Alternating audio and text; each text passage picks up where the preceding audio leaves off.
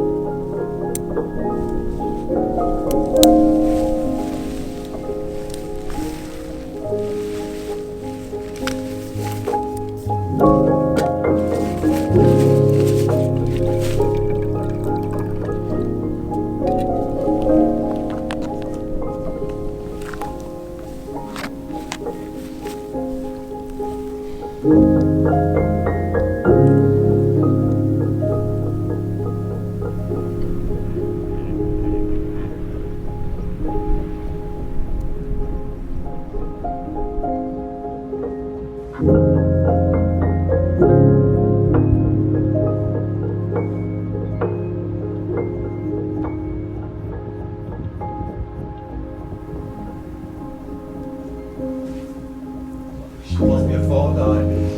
Left two girls to the 10 o'clock. We put fairy lights on that. They got two rucksacks will be a decent bit of sound system. So they're sat in here talking and listening to music laugh as well. I was so exhausted, like, I can't take any more. So eventually Barbara comes back to me and he goes, we're banding. I'm like, how long for? Because it was just for tonight. I might come back tomorrow night. I might come back tomorrow night. He goes, no, we're banding for a month. I said, like, sorry if I went a bit stubborn, like, it's not a dream, but really, it will ruin it for everybody. Then he's going down.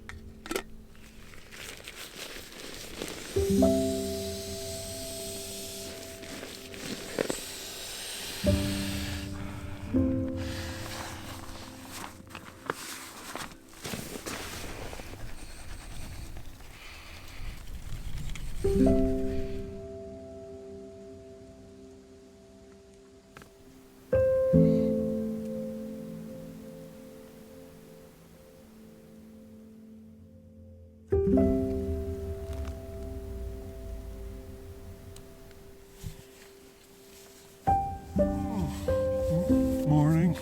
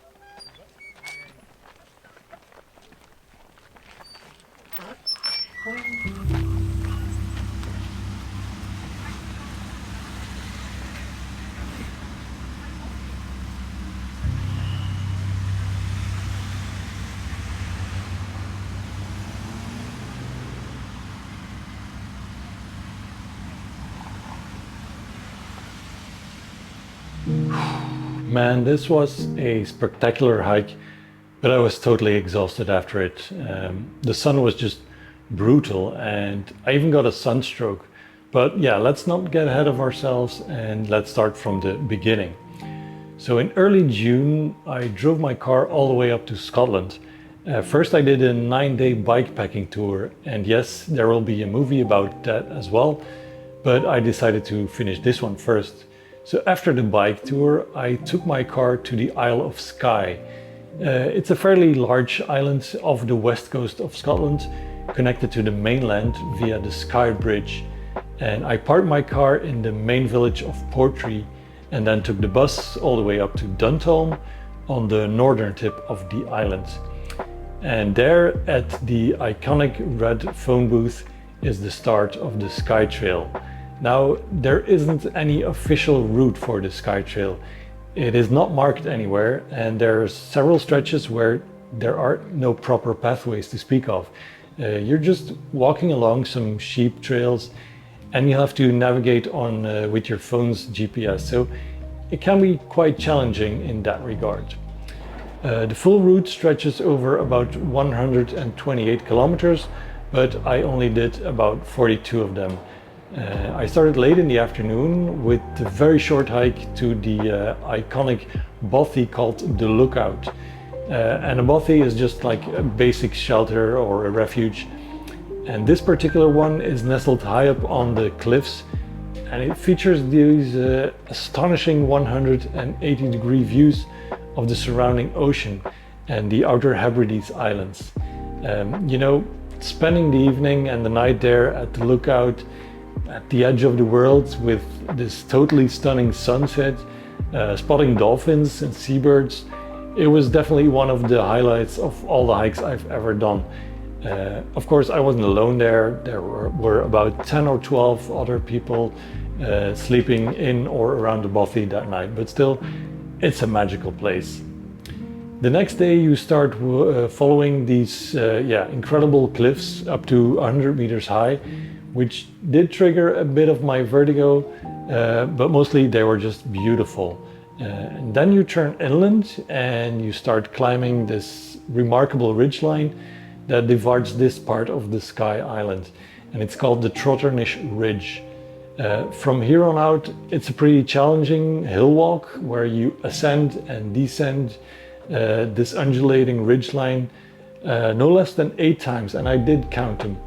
But the views all around are unparalleled though. It was also a pretty weird experience too, because lots of people walking the Skye Trail are met with fierce winds, unrelenting rains when they're up on the Trotternish Ridge. But there was a bit of a heat wave in Scotland, so I was often clamoring for even just a little breeze. And while the Highlands of Scotland are usually soggy and wet, I had to severely ration my water supply. I was even getting a little desperate in the late afternoon when I saw a source on the map, but I couldn't find it anywhere in the rough terrain. But I did eventually find it, and I was able to stock up on water. So on day 3, I wanted to get up early and beat the heat, because with the sun rising around 4:30, it was already getting hot at like 6:30 when I started hiking. And you're also super exposed there. There's no trees, no shade anywhere for miles and miles. So yeah, pretty soon after 9 days on the bike and 2 days of walking in the blistering sun, my body was starting to tell me that maybe that this was all a bit too much perhaps. So I reached the Old Man of Storr, which is this jaw-dropping rock formation that, you just have to witness with your own eyes. It gets quite busy and touristy there, but even then it is a must-see. And at the car park down in the valley, I hitchhiked my way back to Portree, and that was the end of my hike. I crashed pretty hard after that and had 2 days of pretty serious fever, so I picked up quite the sunstroke in Scotland of all places, I know. Still, I had a fantastic time on this hike and for the rest of my trip, and I did squeeze in a little visit to the fabulous lighthouse at Nice Point. And just driving home through these epic landscapes was an experience in itself. This was my first time up in Scotland, and there's even a big part of Skye that I haven't seen yet, so I've got all the more reason to come back here one day. As I said, this hike was just part of my trip, so yeah, subscribe to the channel to get notified when the video of my bike packing tour drops. And I also very much appreciate it if you like this video, share it anywhere, and you can follow me on Instagram for updates. I hope you enjoyed this one, and I'll see you in the next one.